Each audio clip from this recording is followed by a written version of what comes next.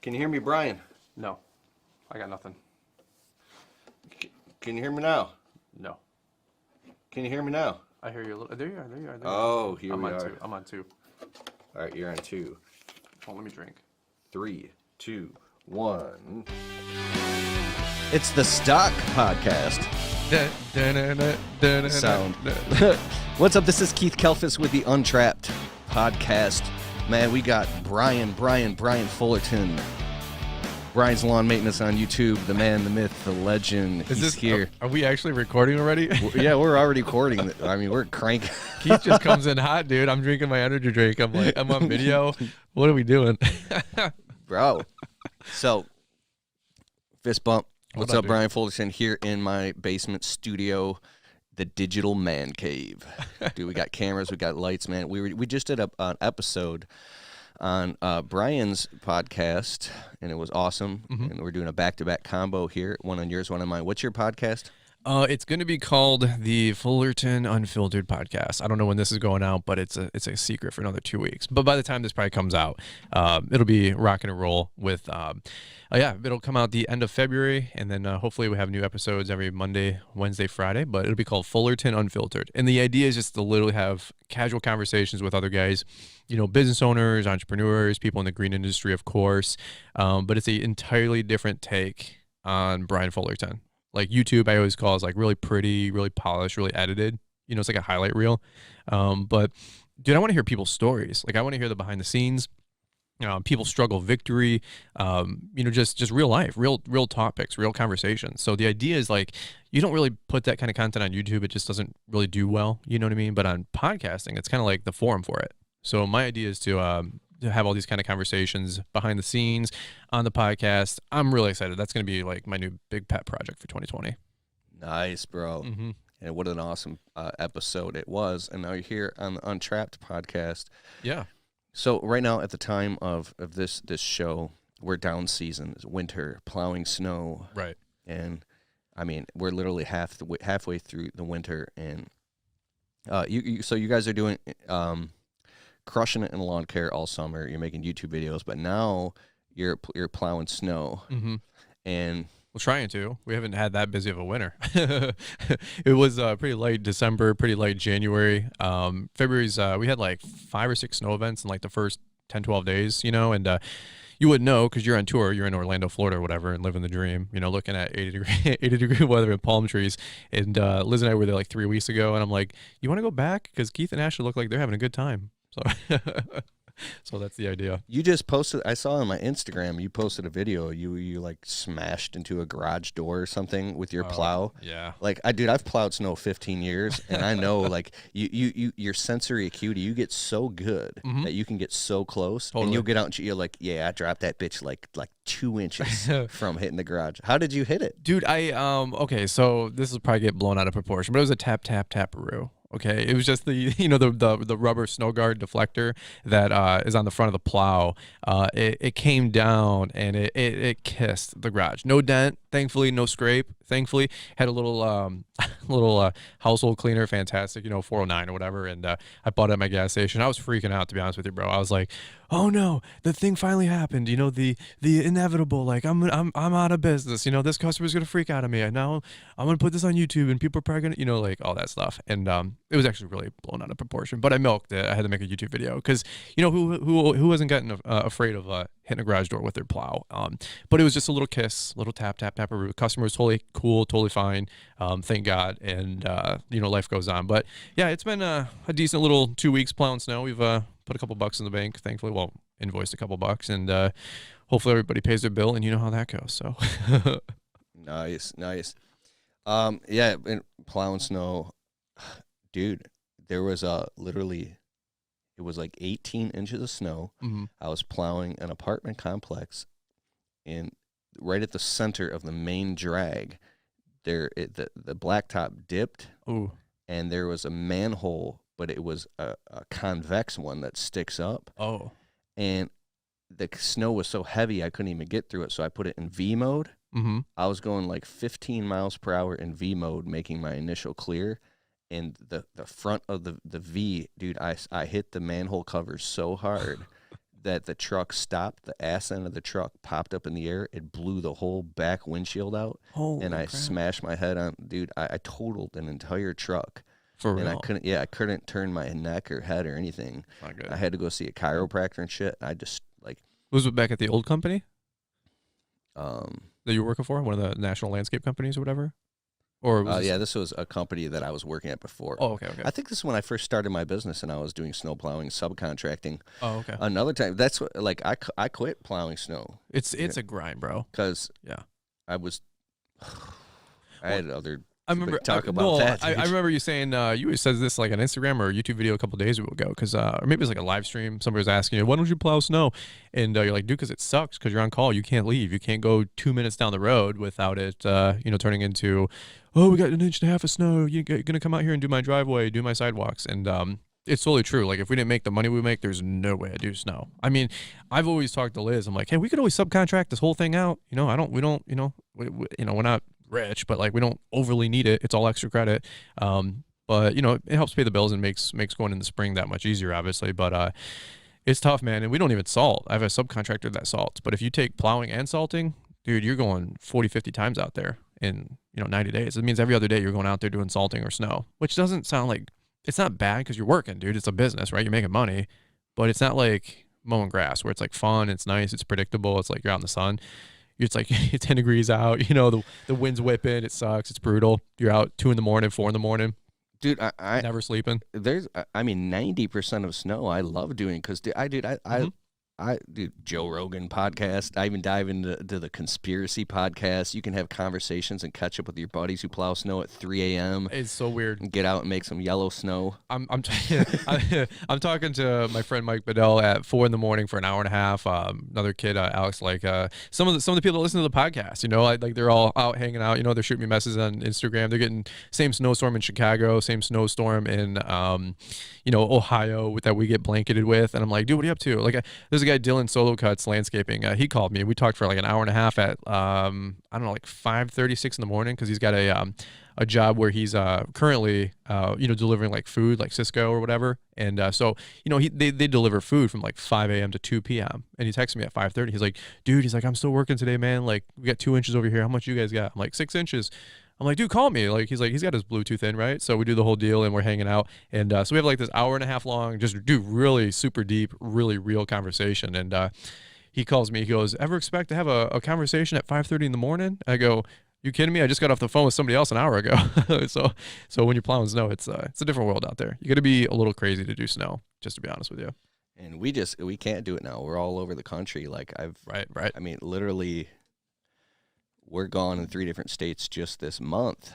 So it's hard. And my business isn't like Stan Genetics business where he can do it remotely. Mm-hmm. And it takes a long time, a lot of commitment to get it to that point. So, well, there's I know you went to Jason Creel's event because Jason Creel asked me like probably like 6 months ago. He had his Lawn Care Life conference about a month ago at this time, and maybe not even. And he's like, Brian, can we get you in for speaking at my event again? Jason Creel's Southern, if you guys don't know. He's an amazing dude. I'm not making fun, but he's a Southern boy. And he's like, Brian, we'd love to have you in. And if you want to speak on stage, it's an open invite, blank check. We'd love to have you in. And I told him, I'm like, well, dude, like it's last time he did his conference, it was early November, right? And so it wasn't snowing.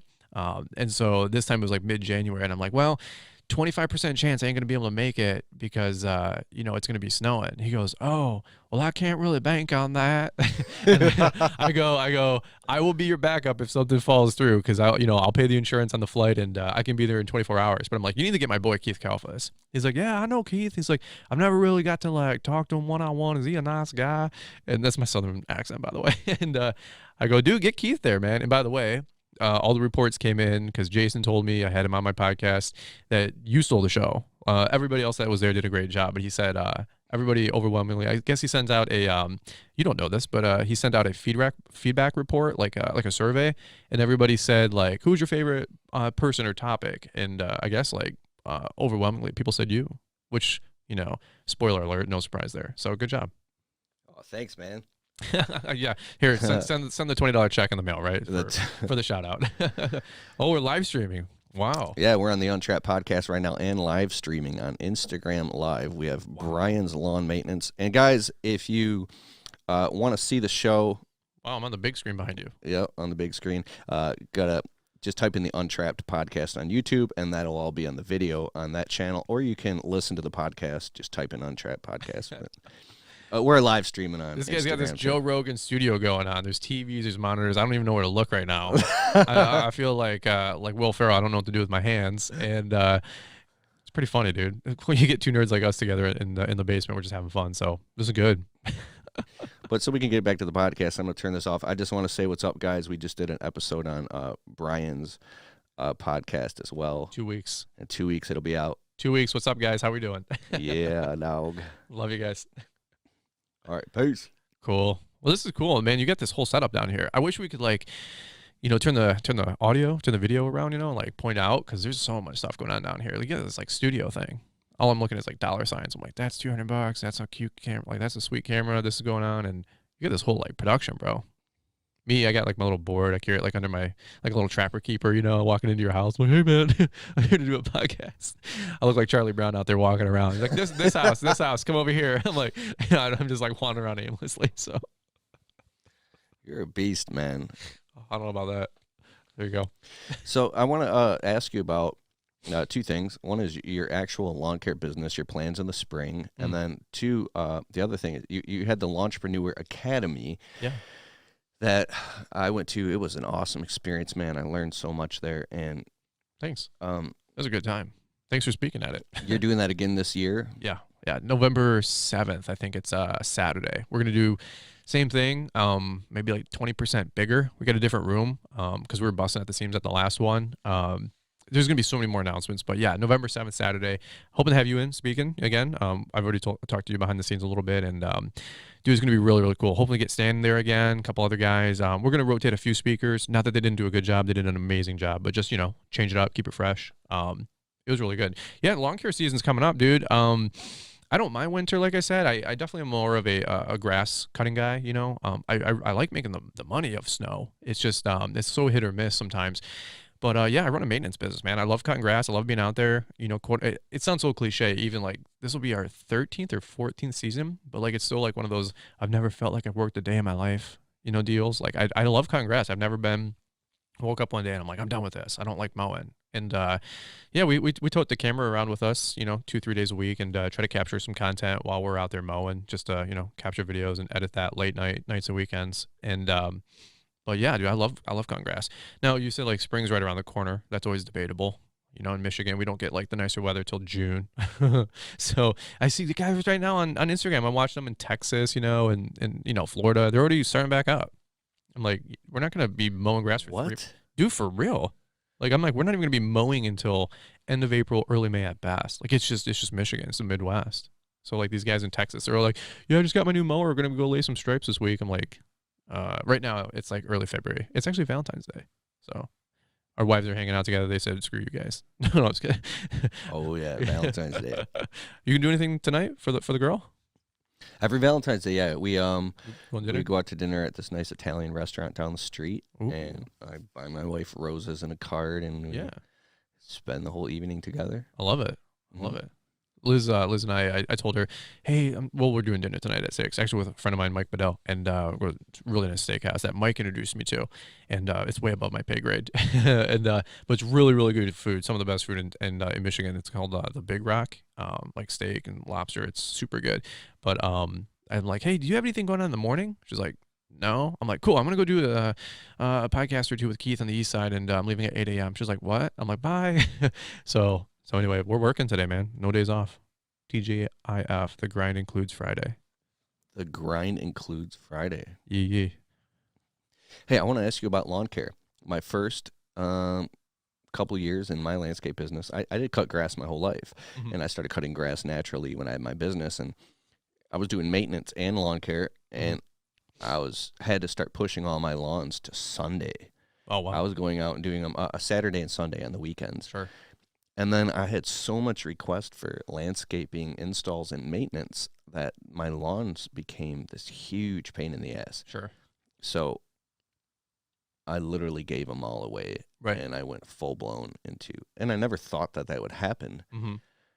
But it's like, how do you make money doing lawn care? Like, unless you have really strict route density, and how long does it take to build your business to the point where you have that route density and now you're just dominating those neighborhoods? Well, I mean, super good question. I mean, it's so dynamic. We've tried to do a couple videos on these topics, on YouTube. And I think we even did one together when we were hanging out at a hotel together. And it was probably just a few videos back on your channel, like maybe or the same time last year, to be honest with you. Here's the deal. There's not a ton of potential profit in maintenance, right? Like you said, you might make, less margins than a landscaping job or brick paver patios. So it's one of those volume things for sure. Like if you're not doing volume, it's hard to keep up. But I've also just said, you know what, I'm going to focus on one thing. We're really hardcore maintenance. Like we do cut 30, 35, 40 lawns a day. Now, of course, you have to have that hyper route density to do that. And so a little bit of context. 35 to 40? Oh, yeah, dude, we crush it.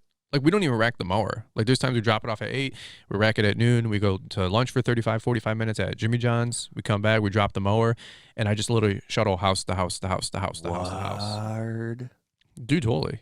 So here's the deal. Like, it's like, oh, how can you make money on $30 or $35 cuts? Well, it's 35, 35, 35, 35, 35, 35, 35, 35. Right? And so, yeah, you can do 800, 900, $1,000 a day. And we do that all day. But here's the deal. Something that people like, got to understand too, is like, if you're doing landscaping, it's kind of tough to like come home and like edit YouTube videos if you're doing landscaping. That's something I give people that do landscaping like tons of credit to do YouTube behind the scenes, because, when I get done at 6 o'clock, I kind of cash out in my office on my yard books, you know what I mean? And I'm like, hey, here's everything that I got going on for the day, any special notes, so on and so forth. But like, do you do landscaping or patios, all this mess? You got to come home and do quotes for 2 hours. You got to price stuff, bid stuff, go to nurseries, do the whole deal. I don't do any of that mess. God bless those people. Now, again, some people are like, yeah, I just did a $4,500 landscape install and, took 2.5 days, and they like net $1,800. I'm like, well, I'm mowing, $900 a day. It's the same thing. But, so anyway, mowing is not for everybody. I know that. I like mowing. But I think if you want to do mowing and do it right, you'd have to have that route density for sure. But dude, there's still stuff that we do, like landscaping, like we'll do pruning, mulching, just a lot of the simple stuff. We don't get super fancy just because, I know my lane, if you will. But I love hardscaping, love brick paver patios, love outdoor living spaces, love all that mess. But I just know, like, hey, we're a maintenance business. I've been doing this for a decade. My clients are used to a system. I'm used to a system. My employees are used to a system. My billing is all down. Like, I've got everything kind of systematized, and I know what to expect, and so, and plus it just fits into our lifestyle too. Like Liz and I want a little bit more predictability. We want to start a family this year, do the whole deal. And so at the end of the day, like, you have to figure out what works best for you. So if you're a 19-year-old kid, you might not want to cut grass all day. I totally get that. You're like, I want to use big, $5,000, $25,000 landscape installs and, patios. Dude, that's awesome. The older you get, the less chance that you probably want to do all that kind of stuff. So hopefully that makes some sense. But little awkward silence here as Keith's taking photos. This guy's a social media guru and superstar. I should probably be doing the exact same thing, but again, I don't know what to do with my hands. So I do think about that. So our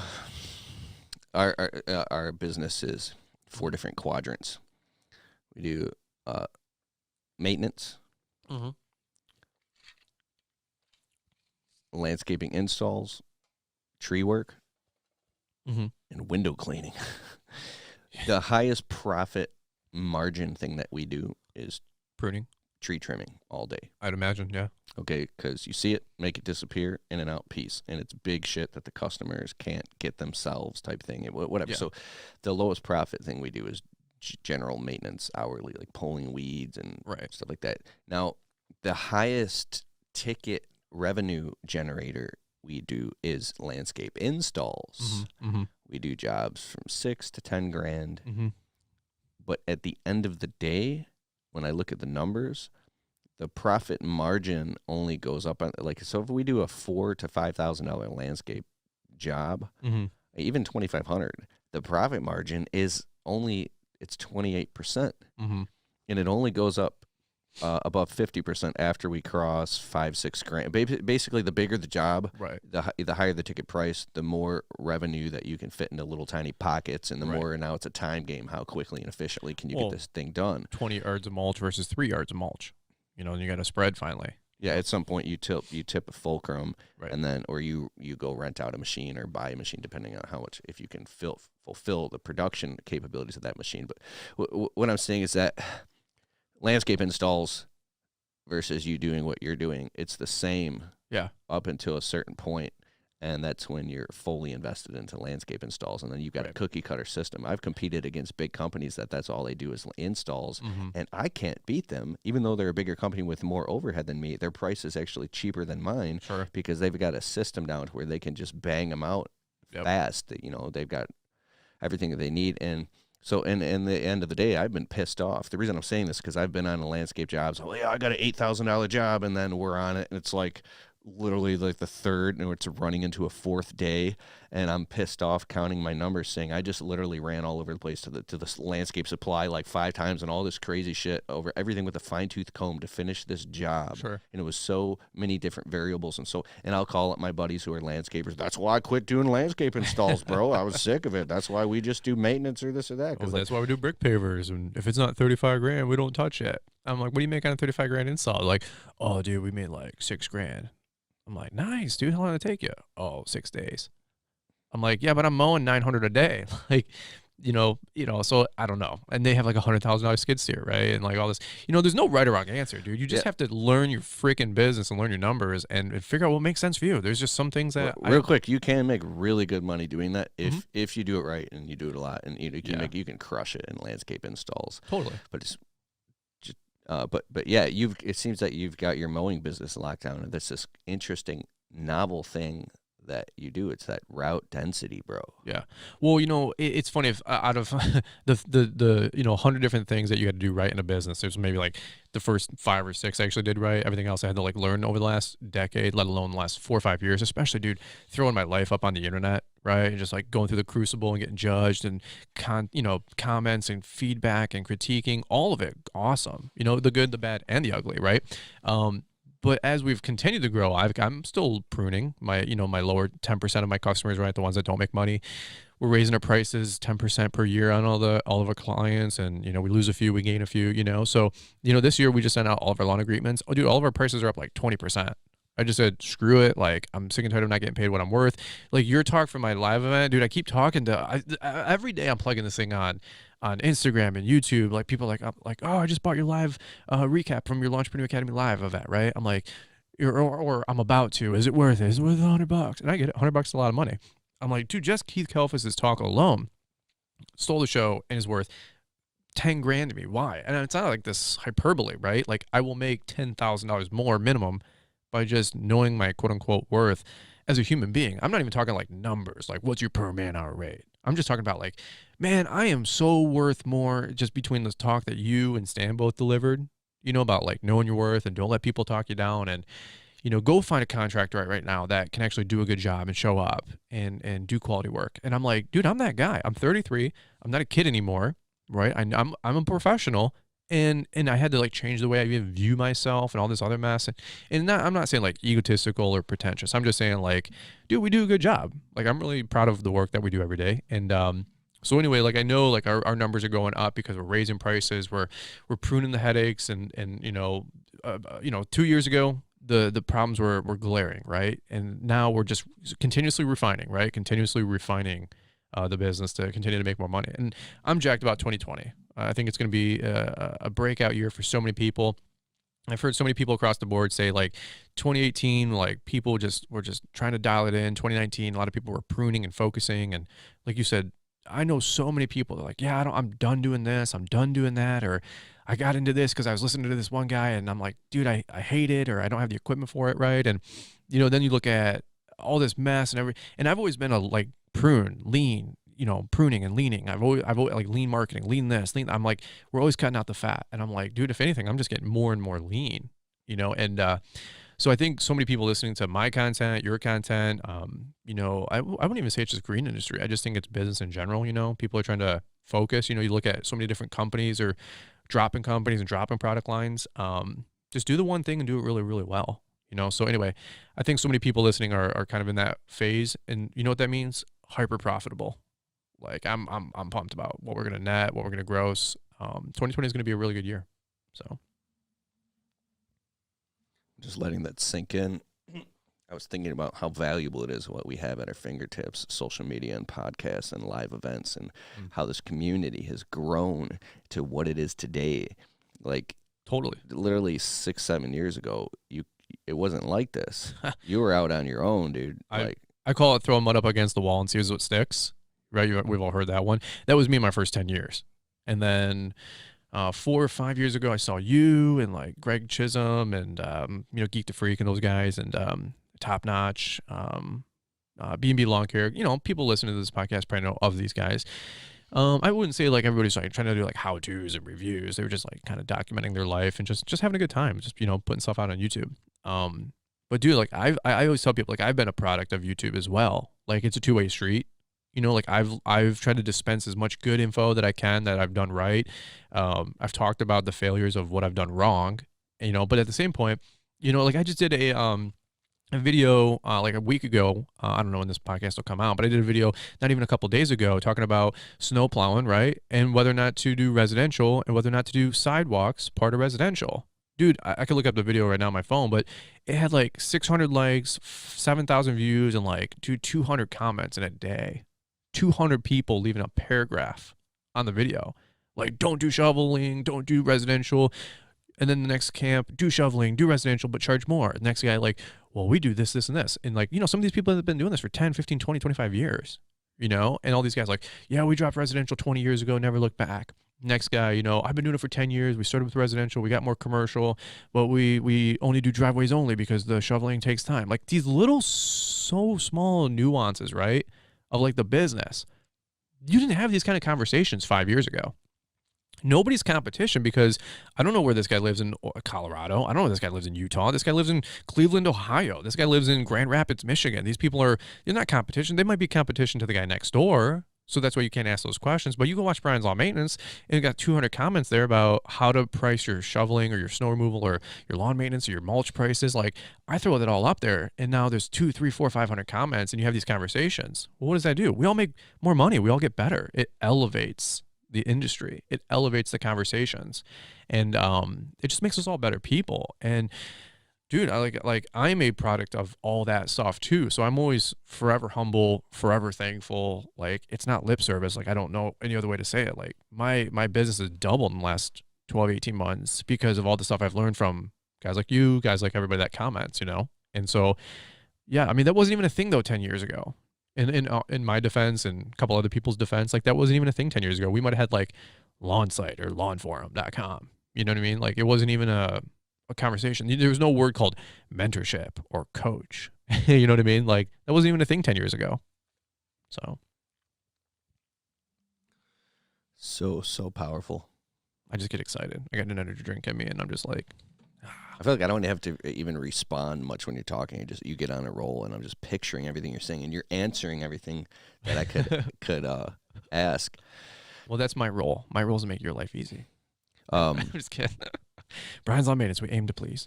There's two different perceptions. One is when you're working your tail off in your business, and you don't see your bank account going up, and you can get really frustrated and feel like, I hate this business. I want to quit. This industry sucks. There's no money in here.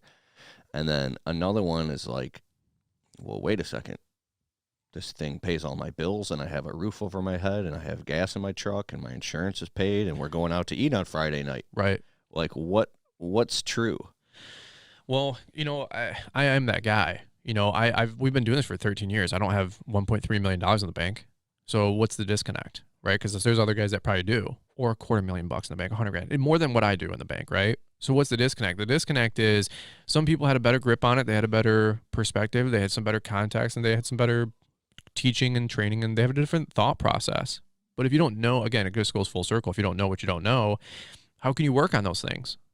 And so the last couple of years, I've been trying to work on those little problems. Like, I've always loved the business. I've always loved my company. I've always loved the industry. I've always loved cutting grass. Like, I've been doing this since I was like 10 years old, bro. Like, I did it from 10 to 16. went and worked at Little Caesars for like 4 years, and because I thought that's what you're supposed to do. You know, cutting grass is for kids or losers. You know, like doing landscaping, that's for losers. You know, like that's, you know, dude, you live in Michigan. Like, it's a little bit of context here if you guys don't know, but like we grew up in Michigan. Like when you turn 18, it's not like you're going to Michigan State, University of Michigan, OU, you know what I'm saying? Like it's not even like a conversation of, are you going to go to college? It's, hey, what college are you going to next so you can get your job at the next automotive company? It's like if you go, yeah, you know, I think I might be self-employed or want to go into the trades or work on auto or auto body. Why would you do that? Well, I just like working with my hands. I like to, and they don't say this, right, Keith? They don't say this. Your guidance counselor didn't say this, but it's like they basically imply you're going to be a loser. And I'm like, that's not true. I'm like, I have family friends that are small, you know, carpentry and construction. You know, they make $120,000 a year, and they have for 30 years. I know electricians right now making $70,000 a year. I know all these things. And by the way, so that like that corporate America like lever, I call it, had been like held down, I think, for about 10 or 20 years too long. You know, we need the doctors, we need the lawyers, we need the engineers, we need all those smart people. But there's an equal camp of smart people that don't square peg round hole. They don't fit into that traditional school system, that traditional college environment, the traditional 9 to 5. I know I did. I mean, that you look at 9 to 5, you look at prison. To me, I go, what's the difference? Like, I just can't look at that. Like, I would literally go like lunatic crazy trying to be in those environments. And I did. I was in like Little Caesar corporate for like 6 months. I was becoming an assistant manager, co-manager, store manager. Then it was going to be a training manager. And then you started spending time in the office downtown at the Fox building. And I was like, dude, there's no way. Like, no, I already saw the writing on the wall. And plus I got fired, which means I just had this resentment. I will never work for somebody ever again. You know what I mean? And so that's kind of like my little story there. But again, I like working with my hands. And when I started doing all this stuff and working on me, working on the business, there was like these bottlenecks and these pain points I talk about. And I just had to start attacking them. Like, I don't know. I feel like, you know, it's like you know, like the iRobot movie, you know, like have these like little nanobots or something like that, and like attack something, and like, you know, the computer like shuts down, and it's just, you know, I had to ferociously attack certain things in my life, certain parts of my marriage. I was horrible at, like, you know, I was really good at this, maybe not the best romantic, really, you know, really good at opening a car door, not exactly the best way to, you know, to give compliments to my wife. Like when I was trying to talk, right, I'd be like, what's up, douchebag, and she'd be like, what? And I'm like, oh, that's, you know, because I grew up with brothers, right? You know, I didn't have any sisters, you know what I mean? So like I had to work on all these little nuances, probably just like a lot of you guys did. But when you find these like pain points and parts that stink about your business, well, they don't have to forever be pain points. Like they don't forever have to suck. You know, if your business isn't making money, it's not business ownership sucks. It's just that you might not know something, you know. And we were just talking on my podcast, like you were saying, don't be so hard on yourself. Like just take some time and learn. I mean, that was me the last 4 years. I had to humble myself, humble the ego, learn so many different things I didn't know. You know, things I thought I knew, by the way, were actually wrong. I had to unlearn and then relearn. That's a whole nother topic. You know, I'm like, oh, you know, you ever hear like rich people are greedy? I'm like, yeah, dude, they're so greedy. Then you start making a couple bucks in life and you're like, wait a minute, I'm a good person. Wait a minute, not all rich people are mean. Actually, rich people are usually the most philanthropic. So many self-limiting beliefs that were instilled in us in even our formative years, like Totally. that. And one self-limiting belief can hold everything back, Mm-hmm. and it's so real to you that Right. you'll fight, and you just know it to be true, and you have all the data and all the logic to back up why that belief is real. Because no, the belief's real because this Right. this is why that belief is real. Don't you fucking doubt me. Right. Your And- values, your morals, your spiritual walk, your religious walk. You know, like, dude, the last like my principles are very sound. Like I've got major core values, major core beliefs, and they've grounded everything that I've had to learn. But everything else, dude, I've been like so moldable. I feel like Gumby. You know, like the last 4 years, I've had to like learn, grow, get to a different level. And then the same thought process that brought me to that level will not take me to the next level. So I have to unlearn, relearn, reposition, da. You know, and it's just been, you know what it's been, to be honest with you? Super exciting and super exhausting. Like it's been one of those things where, you know, the bags under my eyes are like the outward.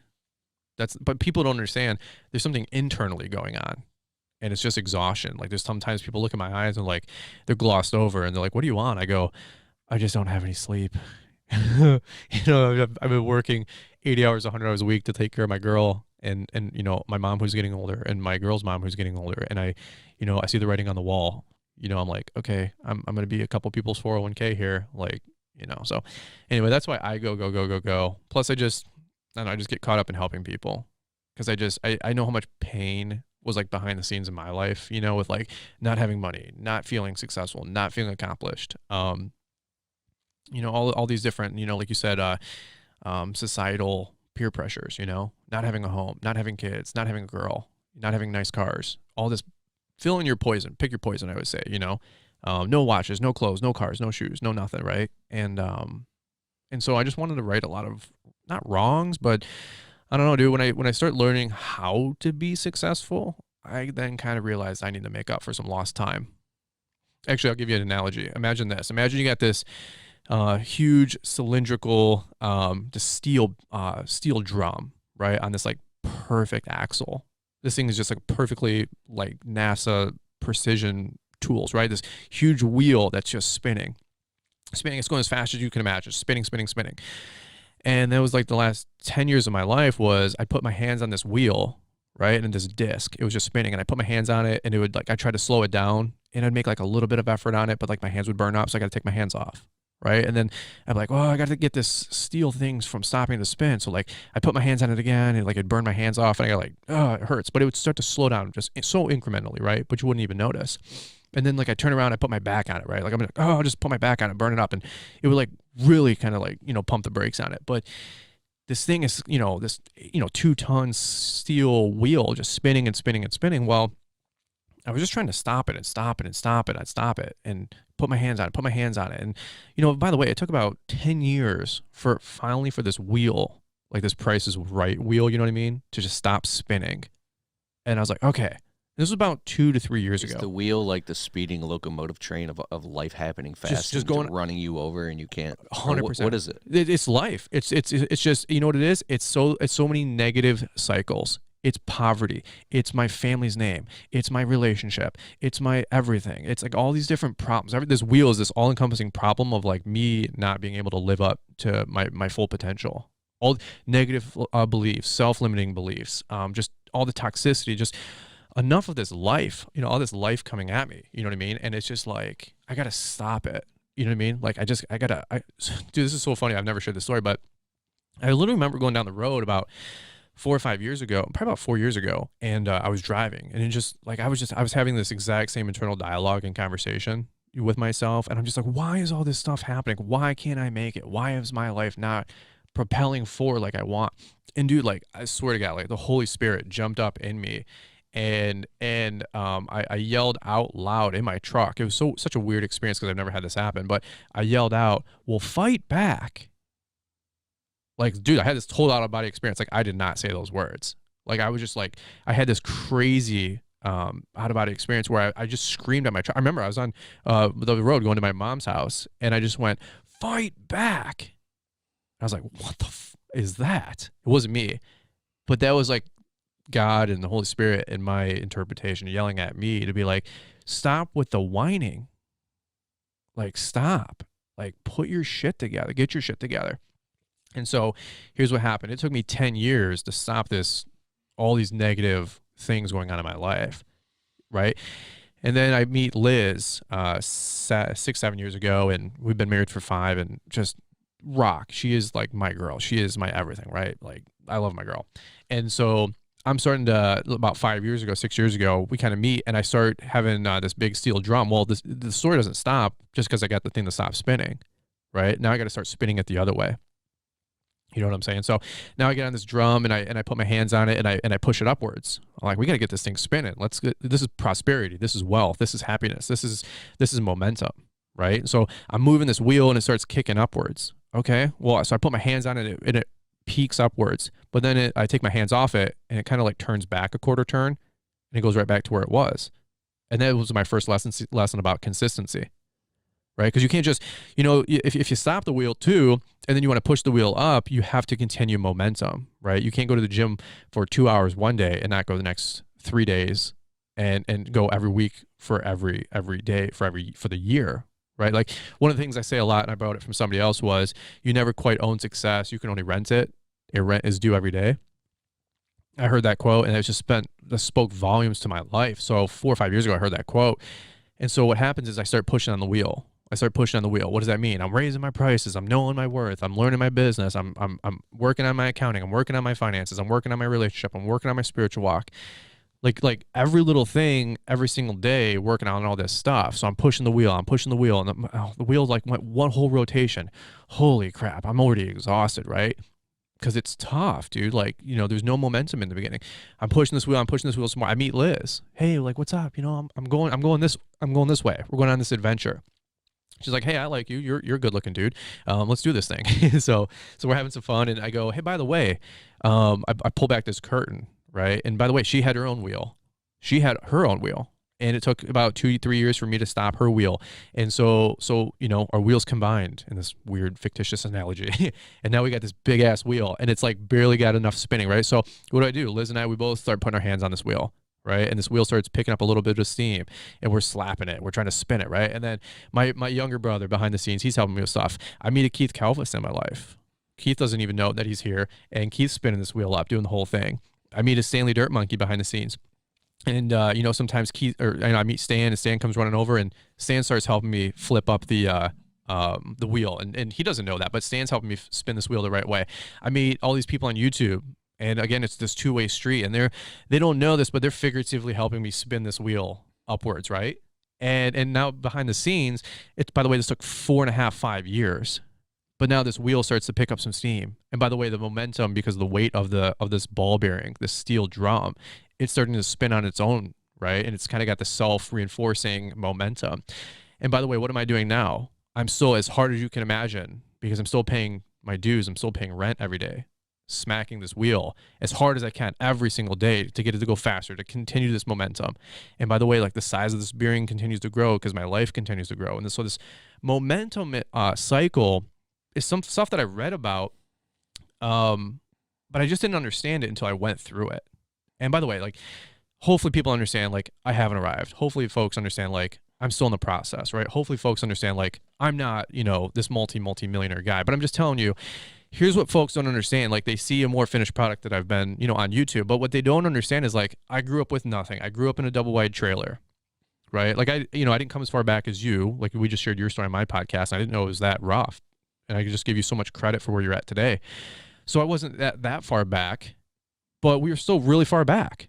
And people don't understand that to have the outward success, you have to do this internal success. It takes 5 to 10 years of working on you internally. Like I heard some guy say, like, you got to unzip yourself, pull out all these different components, lay them all on the table, look at how this one sucks, this one sucks, this one sucks, this one sucks, this is okay, this one sucks, this one's okay. Well, I had to work on this, and this, put them all back inside me, zip me back up. But that takes 5 to 10 years. I see so few people willing to do that, to work on themselves. So what does that look like? Going to self-help books and seminars and conferences and networking and association and all this other mess, which I give so many other people credit for helping build me up. Like, I'm a product of so many different people. And by the way, like, again, I'm still spinning and putting my hands on this wheel every single day to keep it going. Because now I see this 10 years, 20 years of my life, that I can now right a lot of wrongs. I can start growing my company, making more money, taking care of my mom, taking care of my girl, taking care of friends around me. I'm so generous with money behind the seenes. Folks don't even know. Like, I gave so much money away, it's not even funny. And I don't care, to tell people what we do, because the right hand isn't supposed to let the left hand know what it's doing, right? It's nobody's responsibility or role, or nobody needs to know what I'm doing behind the scenes. But again, I'll tell you guys what, man, like, I'm just a giver, man. I just care about people. I love people, and I just want to help people. And hopefully that momentumous style story, like, hopefully gives you guys some hope that if you're in the same boat that I was, maybe by the way, maybe your wheel wasn't spinning as hard or as fast. Maybe your wheel is spinning already in the right direction, and this gives you an encouragement to keep on keeping on. I don't know. Maybe you're just somewhere along the way, that whole story, that whole analogy. But dude, it took me 10 years to stop that wheel. And now that it's stopped, I'm like, dude, I want to spend the next 10 years of my life spinning this wheel so freaking out of control where it starts steaming, because my life has so much crazy momentum. I'm 2 or 3 years into that process. Like, we're not even starting. Like, we're just getting started. And it sounds so cliche because I'm having so much fun, but dude, the next 5-10 years, like, who knows where it's gonna go? That's dope. I don't know. I just stole your whole mic, your whole time. So like, if you like, I go back and say, I get angry and say, I wish I knew this stuff in my 20s. Dude, totally. But if you look at the glass half full, you could be like, oh my God, look how far I've come. Right. The next 5-6 years are going to be incredible. Yep. Oh my God. In 10 years, all my dreams would have come true times 3. Right. Because when you start the process, you realize that you're not behind. Oh, I'm too old. I've lost too much time. It's a way. No. You're ahead of the curve. Like when you look at it that way, and like a bell curve, how things, 2, 4, 8, 16, 32, 64, 128, 100%. When you look at it like that, from that perspective, oh my God. Everybody quits when it goes from 1 to 2, 2 to 4, 4 to 8, 8 to 16. Everybody now with, YouTube and social media, everybody sees the 128s going to 256, right? And the 256 in this analogy going to 512s. They're like, look at all these people around me having all this magnanimous success and, money and fame and fortune and brand deals or what. Pick your thing. But where everybody quits is the 1 to 2, the 2 to 4. Because those take the longest. It's the hardest effort index in for the lowest result out. That's just success, bro. That's just success. Like, I'm not Mr. Successful here, but I know enough about success where, like getting to your first 1,000 subscribers on YouTube, people are like, oh my God, it was 80 videos and I don't even know what I'm doing. And the video, the editing and all that, it's this skill set you got to develop, right? Talking YouTube for a second. And it sucks. I'm like, hey, from 1 to 10, 0 to 1,000 subscribers took me a year. From year 2, from 1 to 10,000 subscribers, right? So we 10x'd in the same window, right? But then my YouTube channel went from like 10 to like 45,000. So we quadrupled again in the same year. And then the next year went from 40 to 80,000.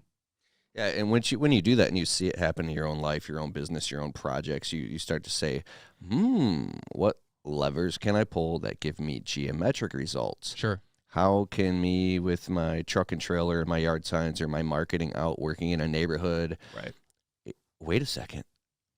The whole neighborhood is seeing. Mm-hmm. If I keep working in this neighborhood more often, it increases the chances that the people in this neighborhood are going to see me more. They're going to get used to my truck and trailer. They're going to like me. Totally. Like it works in your traditional business. When you start seeing things through geometric eyes, you start realizing you have control over things that you previously didn't think that you did. Yep. And now it starts, you can channel your direction into things that compound. Well, you start looking for the things to put your time into that will compound. Yeah, thanks for clarifying that. Well, because you know why? It's so easy to just do the linear things too. The linear things are awesome, but you'll never save enough nuts for the winter, if you will, like a squirrel. You got to start playing the long game too. You can't just play the short game. And that took me years to realize too. I had people like, well, how do you have time for all these YouTube videos? Other people, how do you have time to make real estate deals? Other people, how do you have time to buy apartments or flip houses? I'm like, dude, you don't have enough time to not do that, because eventually you're going to get outed. Eventually your back is going to out, your health is going to out, your time is going to out. You're eventually going to be exhausted. Eventually you're going to be 60. Eventually something's going to eventually out you. You can't just outwork the problem. You have to outsmart and outthink and outplan for your future.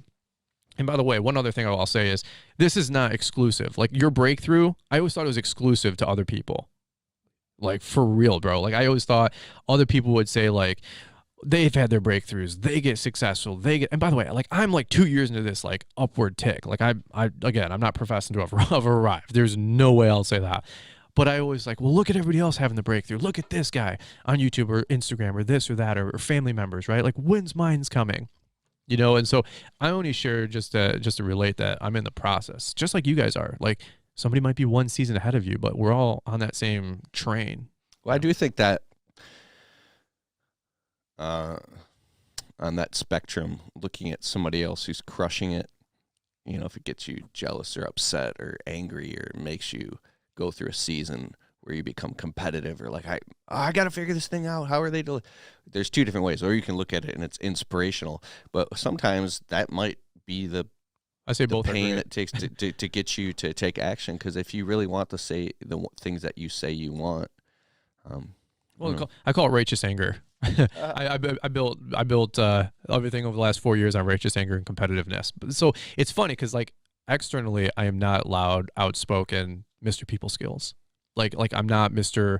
Be in front of the camera like so many other people are, especially on YouTube. If we're talking YouTube, behind the scenes, I'm really competitive. But I'm like, okay, well, I'm just gonna outfocus, out consistent, outperform, right? And there's nothing wrong, dude. Sounds really bad. I've probably never publicly said this either. But like when I was growing my YouTube channel, I'm like, I'm at 800 subscribers. This guy's at 1,000. I'm gonna just make great videos so I crush that, dude. I think thoughts like that. Do you ever get like that? Oh yeah. I mean, you know, this guy's around town. I don't share it at all, but I'm pretty competitive. I hide that part. Totally. But dude, I'm like, you will never fucking outwork me. I will fucking make 1,000 YouTube videos. Or out edit, out perform, out music you. I will find the best music track. It's just, I mean, we're talking YouTube and being nerds, but like it was the same thing with my business. I will out brand you. I will out market you. I will work my guts off to learn and to outperform. But you know what? You need that. Like, here's a tip. I don't care if you grow your life with happiness or you grow your life with being mad or angry. I'll be honest with you. 90% of my breakthroughs in the last 5 years came from me being angry. I mean, yes, sometimes that's what it takes is getting angry. Dude, I'd be so mad at the fact that I'd be so mad with my wife. Like I would be, why are we fighting? Is what I would like eventually like either in the moment or like, you know, 2 hours later when we both calm down, you know, after we slammed doors, after somebody, you know, ripped out of the parking lot, you know, living in an apartment, Fullertons are fighting again. You know, our neighbors, bro, on both sides watch my podcast and my YouTube videos. I was walking down one day, swear to God, and this guy walks down with me at like 7:30 in the morning. We're both leaving, and he's in HVAC, and he goes, "Hey, what's up, Brian?" I go, "Hey, good morning." And he goes, "Hey, by the way, dude, I loved your Milwaukee heated jacket review video." I went, "Come again?" I mean, imagine like this abrupt at 7th. I mean, you know, rubbing crusties out of my eyes, still waking up. And the guy goes, "Dude, great job." I go, You watched my video? He goes, "Yeah, dude, I watched your videos for like the last couple of months." I'm like, and dude, just panic. I'm like, dude, we just had a blowout like a week ago. Slam doors, you know, like the whole deal. I ripped out of the parking lot with my Infinity. Cold start. What? You know? And I'm like, oh my God. And then on the other side, you know, of my apartment would be this other guy, who I'm still really good buds with. And dude, like, I know he heard that fight because I was banging on that wall. And I got so mad that we were having fights. I got so mad that I was broke. I got so mad we had no money in the checking account. I got so mad that I just spent 3 years burning up a lawnmower. The engine's burned up. I got to trade it in. I got no money to buy a new one. I just got so mad at everything. I said enough is, I mean, literally, like I said earlier, 4 years ago, this voice just came out of me. Fight back. Fight back. You know, Grant Cardone would say, stop being a little bitch.